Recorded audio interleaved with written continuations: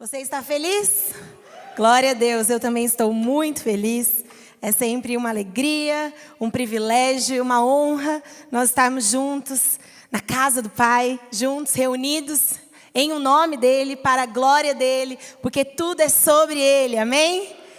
Glória a Deus. Nesse mês, nós começamos mais uma série.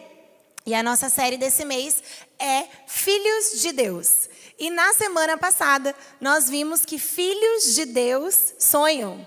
Não foi mesmo assim? Douglas ensinou a gente tantas coisas importantes a respeito do que é ser filho de Deus. Você essa semana conseguiu viver como um filho? Sonhar como um filho? A gente precisa dessa clareza, né? Paulo vai dizer para nós, em Romanos, no capítulo 8, que o Espírito de Deus testifica com o nosso espírito que nós somos filhos de Deus. Então nós precisamos viver como filhos.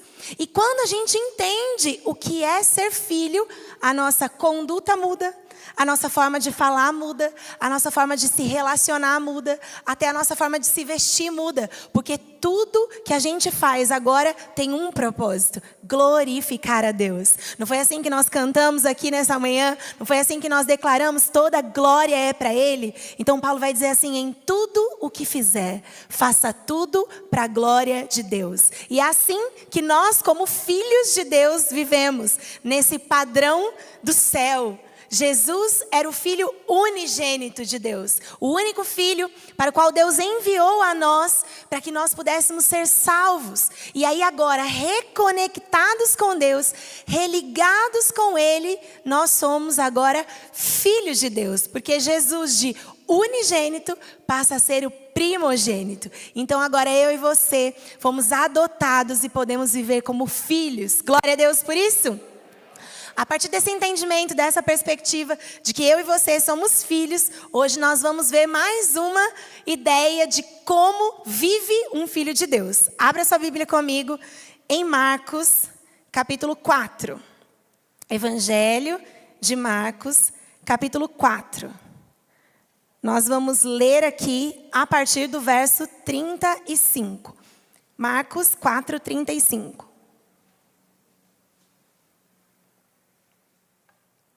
Diz assim a palavra do Senhor: naquele dia, ao anoitecer, disse ele aos seus discípulos: vamos para o outro lado. Deixando a multidão, eles o levaram no barco, assim como estava. Outros barcos também o acompanhavam. Levantou-se um forte vendaval, e as ondas lançaram-se sobre o barco, de forma que este ia se enchendo de água. Jesus estava na popa, dormindo com a cabeça sobre um travesseiro. Os discípulos o acordaram e clamaram: Mestre, não te importas que morramos?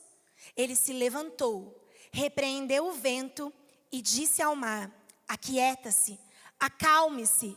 E o vento se aquietou e fez-se completa bonança. Então perguntou aos seus discípulos: por que vocês estão com tanto medo? Ainda não têm fé? Eles estavam apavorados e perguntavam uns aos outros: quem é esse que até o vento e o mar lhe obedecem? Feche os seus olhos, nós vamos entregar esse momento a Jesus. Papai, muito obrigado. Obrigado porque o Senhor nos adotou. E agora, como filhos, nós queremos receber tudo aquilo que o Senhor tem para derramar sobre nós. Pai, nós queremos nos colocar disponíveis e atentos para ouvir a sua voz, sermos tocados pelo Senhor e sermos instruídos de acordo com a tua palavra. Hoje, Pai, nos ensina como filhos de Deus descansam. Essa é a palavra do Senhor para nós e nós queremos recebê-la com o nosso coração, no nome santo de Jesus. Amém. É isso. Hoje, eu e você vamos ver como filhos de Deus descansam. Nós, olhando aqui nesse texto, precisamos fazer algumas considerações a respeito da tempestade. A tempestade que é declarada aqui em Marcos, no capítulo 4, foi uma tempestade inevitável. Quantas vezes as tempestades da vida são inevitáveis sobre nós? Talvez as circunstâncias mais difíceis estão sobre você, estão acometendo você nesse período. Se você é crente, se você é um homem de Deus, uma mulher de Deus, que procura viver a sua vida corretamente, você não está isento das tempestades. Jesus nos disse que no mundo nós teríamos aflições. Mas qual é a declaração dele para nós? Tende bom ânimo. Eu venci o mundo e vós vencereis também. Então Jesus nos disse que sim, mesmo sendo fiéis a Ele, mesmo sendo homens e mulheres que buscam viver com a sua vida diante do Senhor, algumas tempestades são inevitáveis. Sabe, para mim, isso fica muito claro, porque Deus já falou isso comigo várias vezes. Van, eu permito certas situações na sua vida para que você não ame tanto essa vida terrena aqui, que você pense mais na eternidade. Sabe, querido, nós precisamos olhar um pouco mais para a eternidade. Paulo vai dizer em 1 Coríntios que se nós esperamos em Cristo só para essa vida, nós somos os mais miseráveis de todos os homens. O Pai nos fez para ser eternos. O Pai nos fez para viver eternamente com Ele. As Escrituras vão dizer que a eternidade é conhecer a Cristo. Então nós precisamos entender que algumas tempestades são inevitáveis para que nós não amemos tanto essa vida aqui. Quando a gente está no gostosinho, confortável, parece que está dando tudo certo, parece que a gente fala, ei Jesus, nem volta, estou aqui vivendo coisa tão boa. Ei, as tempestades inevitáveis vêm para que nós amemos a eternidade mais do que essa vida que a gente vive aqui hoje. Então, algumas tempestades são como essa, inevitáveis. Algumas outras são imprevisíveis. Sabe, queridos, nessa passagem, eles estão no Mar da Galileia. Na verdade, o Mar da Galileia não é um mar, ele é um lago bem grande, mais ou menos de 11 quilômetros de extensão. E ele está sob duas montanhas em suas extremidades. E lá no norte tem, na parte de cima, uma parte bem gelada e bem fria. E quando esse vento frio, ele desce sobre o Mar da Galileia, acontece algo muito incrível, assim, que é uma tempestade repentina. Ela era imprevisível, ela só vem e de forma muito violenta. E certamente foi isso que aconteceu nesse dia. Os discípulos, muitos deles eram pescadores. Eles conheciam o mar, eles sabiam como funcionava aquele esquema, mas de repente, sobrevém uma tempestade que não estava prevista. E eles ficam desesperados. E quantas vezes conosco não é da mesma forma? Às vezes você está bem no seu emprego e está tudo ok, mas de repente, uma coisa imprevisível acontece e você é mandado embora. Às vezes você está ali lutando pelo seu casamento, você com a sua esposa ou o seu esposo, e de repente, eles escolhem deixar você. E o divórcio bate na sua porta. Às vezes está tudo bem e de repente sobrevém um luto sobre você, sobre a sua casa. Isso é imprevisível. E quantos de repentes nós temos enfrentado? Nós, como população mundial, há 2 anos praticamente, estamos enfrentando um de repente. Era imprevisível. E sobreveio uma pandemia. E nós tivemos que readaptar a nossa vida. Então as tempestades também são imprevisíveis. Mas nós temos ainda uma terceira característica dessas tempestades. Algumas tempestades são inadministráveis. Sabe, quando você tenta remar com o seu braço, os discípulos tentavam remar e eles não estavam conseguindo, a água estava entrando dentro do barco. É inadministrável algumas tempestades. Quantas vezes nós tentamos com a força do nosso braço fazer as coisas. Não, eu vou tentar mais uma vez, eu vou me esforçar. Não, dessa vez eu vou conseguir. E não dá.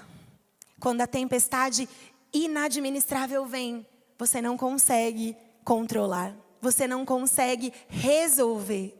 E quando a tempestade vem, olha o que os discípulos fazem. Olhe novamente no verso 38. No finalzinho do verso 38, os discípulos vão dizer assim: Mestre, não te importas que morramos? Ah, como é essa nossa palavra todas as vezes que bate um desespero, não é? A gente olha e fala: Deus, aonde o Senhor está?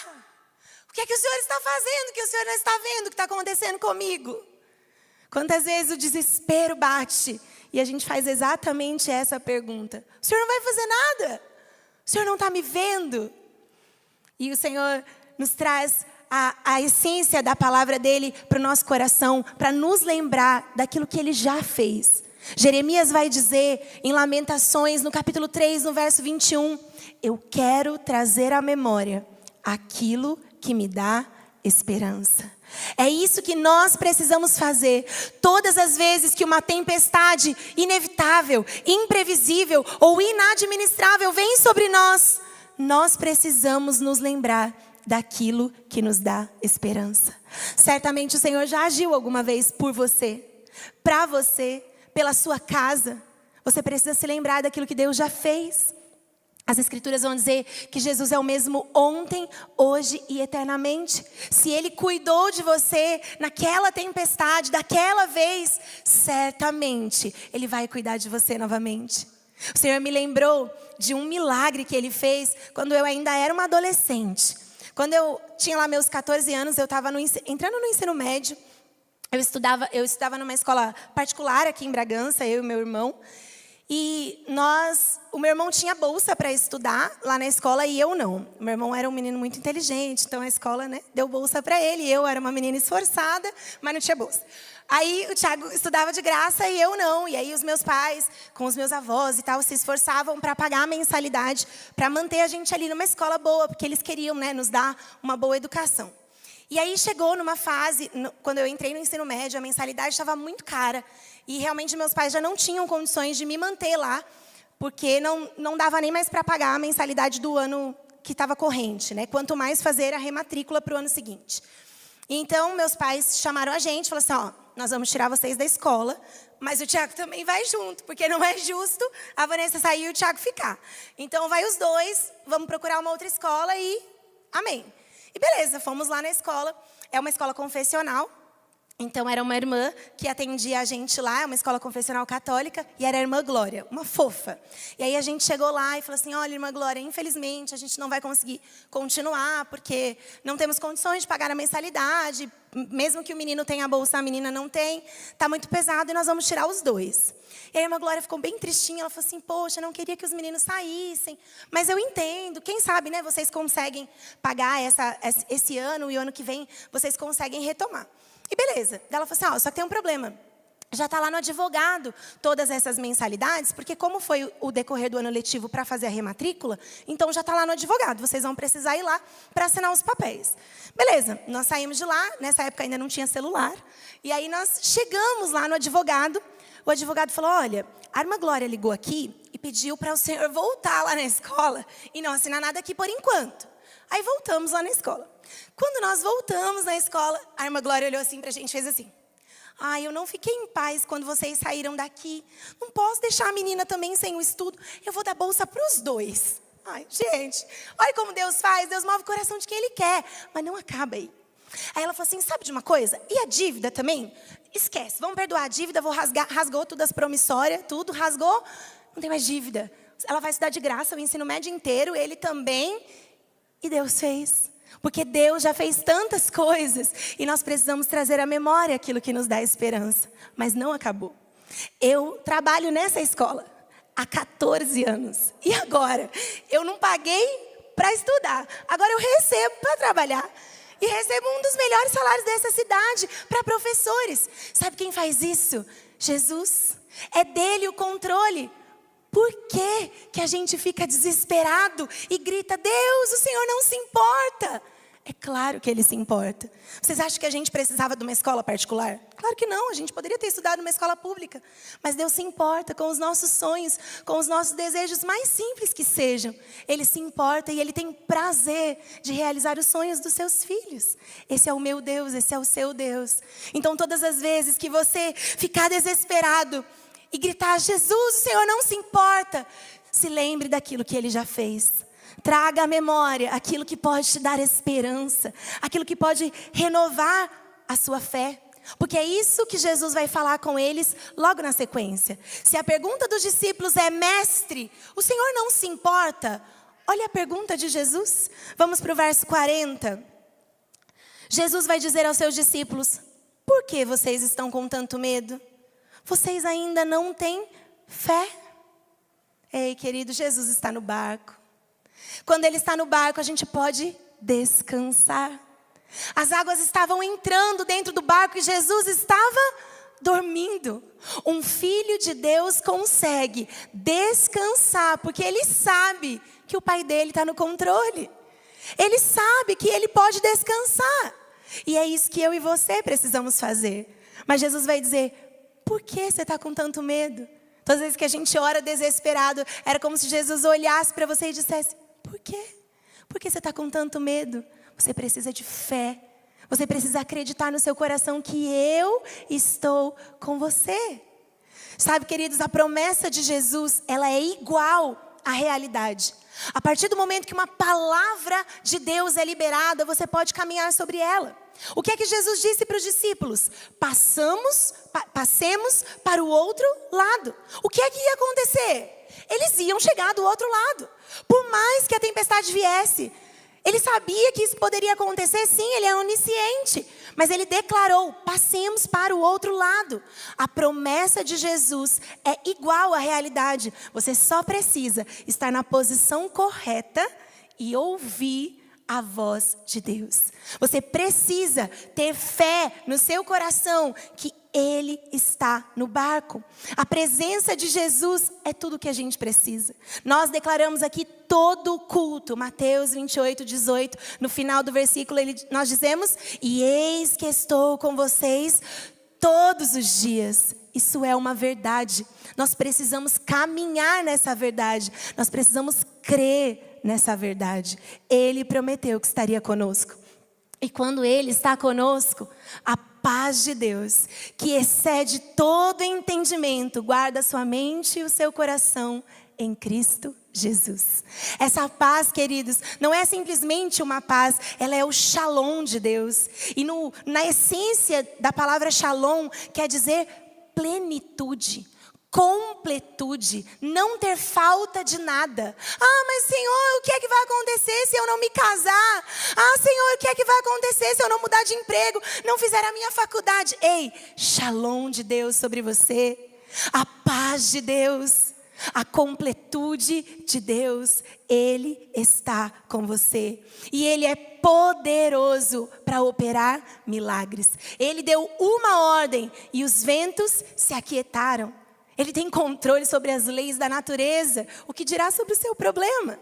Ele é poderoso.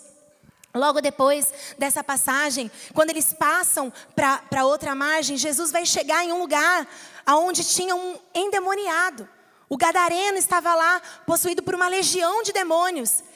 A tempestade estava tentando impedir Jesus de chegar lá, mas Jesus já estava com a palavra declarada para libertar, para curar, para transformar uma vida que ia transformar outras vidas. Quando Jesus está no barco, nenhum impedimento acontece, porque Ele é poderoso. Você precisa crer nisso. Você precisa acreditar nisso. E então, depois de tudo isso, depois de os discípulos observarem o poder de Jesus, olha o que eles falam no verso 41. No verso 41, os discípulos dizem assim: quem é esse que até o vento e o mar lhe obedecem? Você precisa saber quem é Jesus. Jesus é o maravilhoso, conselheiro, Deus forte, Pai da eternidade, príncipe da paz. Ele é o leão de Judá, Ele é a raiz de Davi que venceu, está vivo. Ele é o Deus todo-poderoso. Se isso não mexe com você, é porque você ainda não encontrou com Jesus. Jesus é poderoso, Ele é grande, Ele é o supremo pastor. Ele é a fonte da vida. Ele é o pão vivo que desceu do céu. Ele é o alfa, Ele é o ômega, Ele é o princípio, o fim. Ele é o autor da vida. Ele é o criador de todas as coisas. Por que você está com medo? Você precisa confiar em Jesus. Você precisa descansar em Jesus. E aí você pode me perguntar, Van, como é que eu tenho que fazer para eu descansar?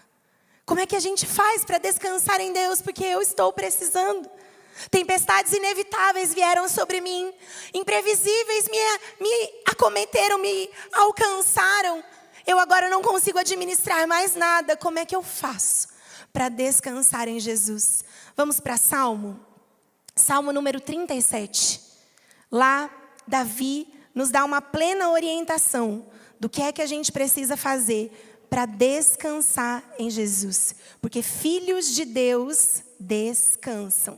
Salmo número 37. Nós vamos ler a partir do verso 3.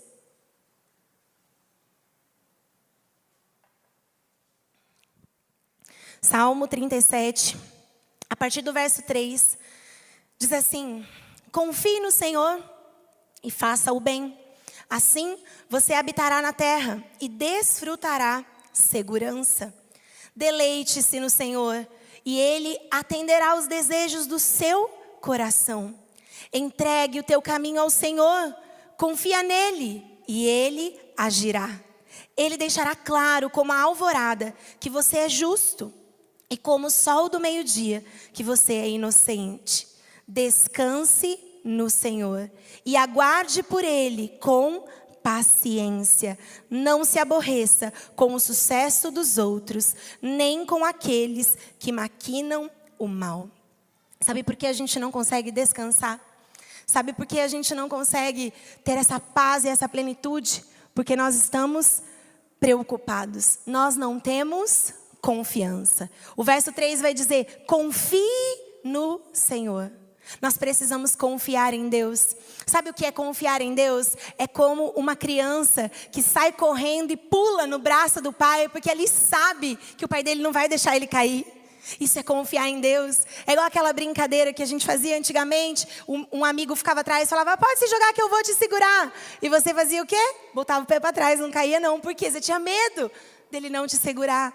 Mas com Jesus a gente não precisa pôr o pezinho para trás. A gente pode se lançar nos braços dele. A gente canta aquela música da Laura Sougueles, né? Em teus braços é o meu descanso. Descansa nada. Você está aqui cantando, pensando no seu problema que você tem que resolver. Você precisa confiar em Deus. Você precisa se entregar por completo para Ele. Ter certeza que Ele está no controle. Sabe por que a gente não consegue confiar em Deus? Porque a gente está olhando só o meio do filme. Você já parou, às vezes, de assistir um filme assim do nada? Você pegou a metade do filme. O que é que está acontecendo normalmente na metade do filme? O mal está vencendo. Não é assim? No meio do filme parece que vai dar tudo errado. O mal está lá, vencendo, está dando ruim. E aí se você parar ali no meio do filme, você vai falar: ixi, olha, vai dar ruim, o mal está vencendo.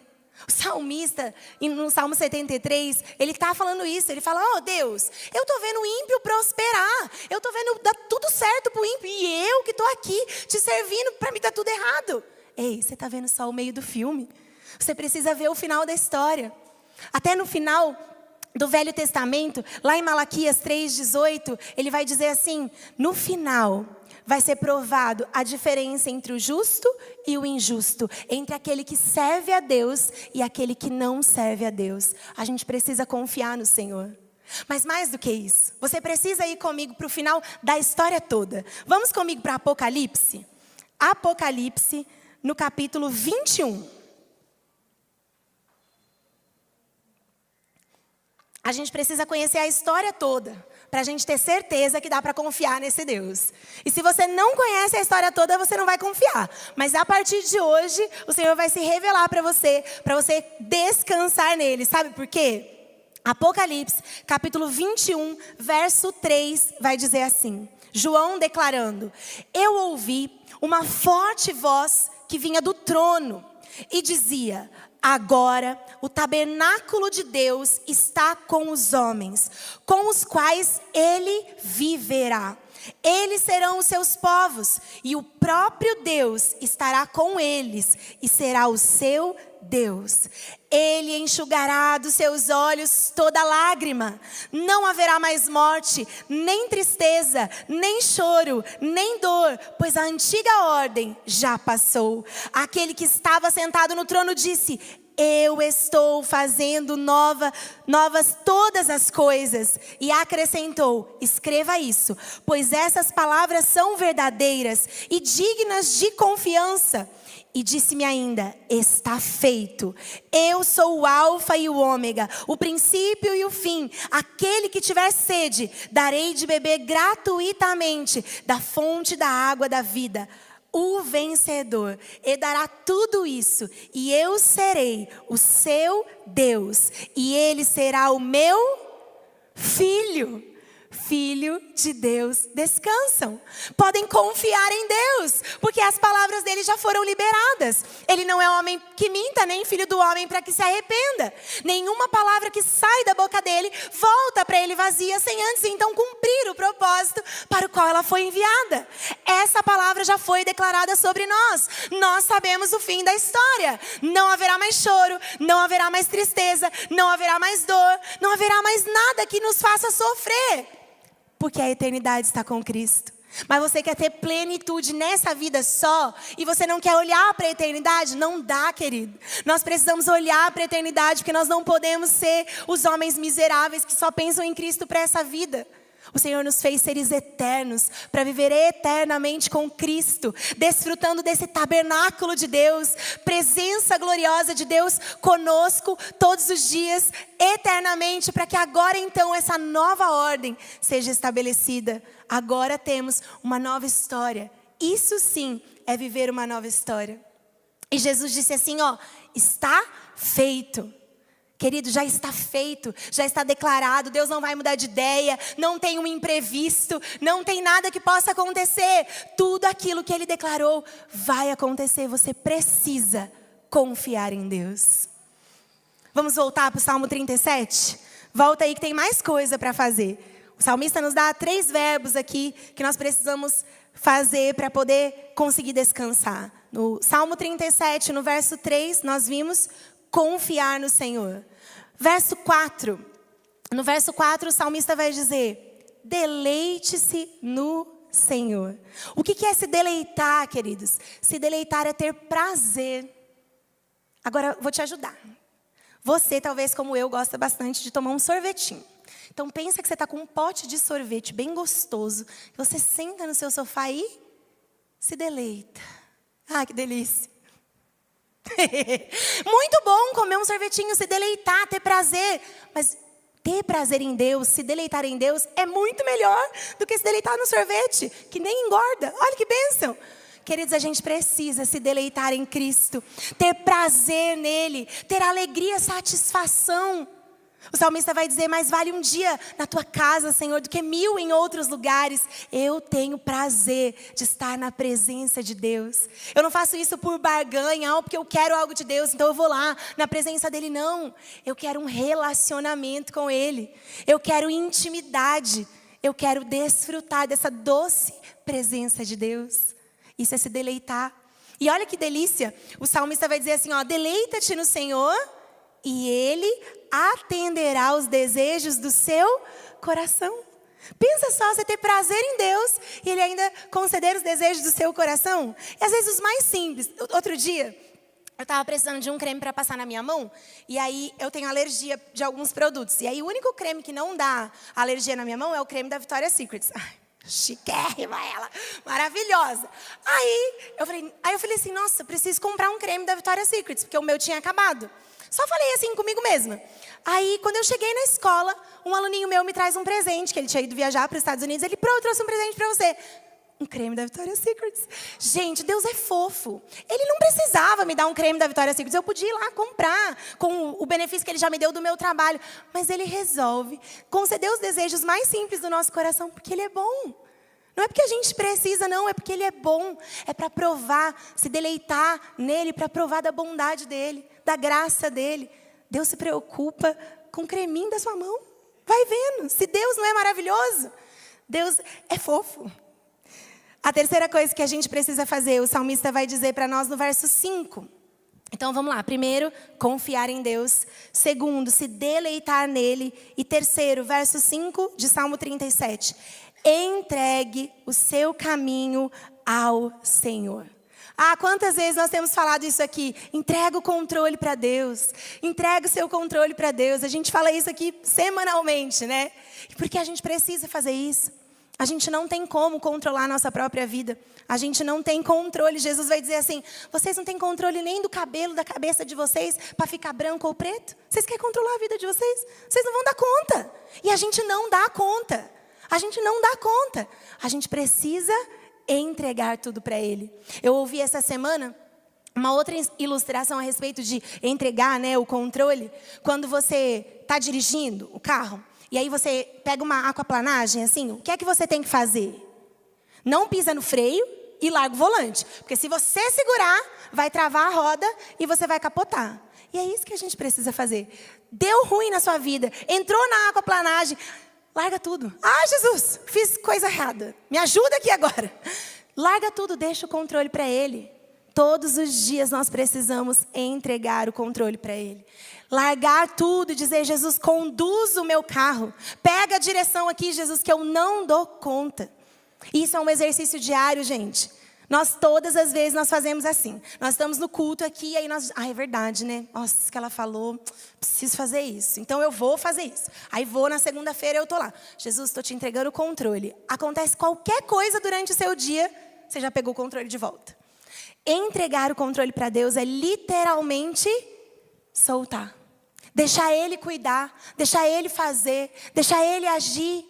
Nós precisamos entregar tudo ao Senhor. Ah, Senhor, mas como é que eu vou resolver essa situação? Entrega o seu caminho ao Senhor e Ele agirá.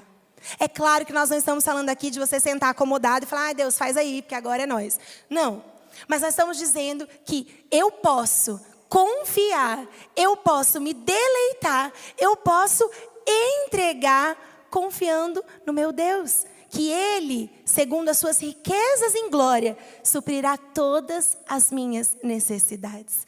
E é isso, esse é o caminho que o salmista nos dá. Para então, assim, no verso 7, dizer a nossa frase do dia. Descanse no Senhor. Finalmente, quando você entrega, quando você se deleita, quando você confia, você pode descansar. E descansar em Deus é o melhor lugar para nós estarmos. Filhos de Deus descansam. Filhos de Deus confiam. Filhos de Deus entregam. Filhos de Deus se deleitam e têm prazer no Senhor. Esse é o convite do Pai para nós. Sabe, nós estamos passando por um período muito difícil, emocionalmente complicado. Algumas pessoas estão acometidas de ansiedade, de medo, de pânico, por tudo que aconteceu, por tudo que passou. Mas muitas pessoas não conseguiram emocionalmente trazer o equilíbrio para as suas vidas. Essa tempestade imprevisível chegou e bateu aí a sua porta. O Senhor me lembrou que, há alguns anos atrás, eu já compartilhei até com vocês aqui, nós tivemos muita dificuldade para engravidar. Nós tentamos por 4 anos engravidar e não conseguíamos, não dava certo, não tínhamos êxito. E então, milagrosamente, nós recebemos um presente de Deus e engravidamos naturalmente. E aquilo foi uma alegria para nós, para nossa família. Foi uma expectativa muito grande para então finalmente chegar. E aí, com 15 dias de gestação, eu descobri que o meu nenenzinho não estava no útero, ele estava na trompa. Então eu tive que tirar a trompa e obviamente a gestação foi interrompida. Então se a minha dificuldade já era grande, por 4 anos tentando com as 2 trompas, agora sem uma, ia ficar muito mais complicado. E aí, então 1 ano depois dessa perda, o Senhor nos deu mais um milagre, que foi o Pedro. E aí durante toda a minha gestação do Pedro, eu tive crise de ansiedade. Eu fiquei com medo de uma notícia ruim de novo. Porque foi isso que aconteceu, foi uma notícia inesperada. Foi uma notícia imprevisível e eu fiquei com medo. Então durante toda a minha gestação, eu fiquei com medo de algo dar errado. E aquilo afligiu o meu coração durante os 9 meses. E eu tive crises físicas mesmo, eu tive palpitação no meu coração, falta de ar. Fui algumas vezes ao médico com medo de ter acontecido alguma coisa. E o Pai soava no meu coração, você precisa descansar. Você precisa descansar. Você precisa descansar. E eu não estava conseguindo. Não estava mesmo conseguindo. Emocionalmente estava muito difícil. E aí eu fui um dia para os pés de Jesus e eu disse, Jesus, me ajuda. Me ajuda a descansar, eu não consigo. Aí ele falou exatamente isso para mim. Van, você precisa entregar. Você precisa se deleitar em mim. E isso tem que ser o suficiente para você. Você precisa confiar. Confiar, entregar e se deleitar é o passo, os caminhos, os passos para chegar ao descanso. E foi exatamente isso que eu fiz. Por dias e dias eu orando e entregando a Jesus e me deleitando na presença dEle, confiando nele. E então o descanso veio, e mais de 3 anos que eu não tenho mais nenhuma crise de ansiedade. E eu creio que isso vai acontecer com você que está aqui hoje, que está na sua casa, que tem passado por isso também, que tem sentido no seu físico essa crise, essa ansiedade, esse coração disparado. Parece que você vai ter um surto.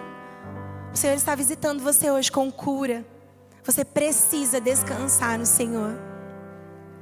O Senhor colocou uma canção no meu coração para registrar a voz dele sobre nós. Uma música antiga, como sempre, eu trago as músicas antigas aqui. E a música diz assim: não tenha sobre ti nenhum cuidado qualquer que seja, pois somente um, seria muito para ti. Jesus diz assim: é meu, somente meu, todo o trabalho. E o teu trabalho é descansar em mim. Não temas quando enfim você tiver que tomar uma decisão. Entrega tudo a mim. Confia de todo o coração. E ele diz: é meu, somente meu, todo o trabalho. E o teu trabalho é descansar em mim. Se coloque de pé no seu lugar. Nós vamos fazer essa oração agora e entregar tudo a Ele. Enquanto eu preparava essa mensagem, o Senhor me mostrou claramente pessoas que estão com fardos pesados, estão cansadas, sobrecarregadas. E Jesus vai dizer assim em Mateus 11: vinde a mim todos vocês que estão cansados e sobrecarregados, que eu lhes darei descanso. Filhos de Deus descansam. Você precisa descansar. Eu quero convidar você a fazer essa oração comigo. E hoje, em um passo de fé, eu quero que você venha até aqui na frente. Você que precisa entregar os seus fardos para Jesus, confiar nele, se deleitar nele. E você precisa descansar nele. Eu quero convidar você a vir.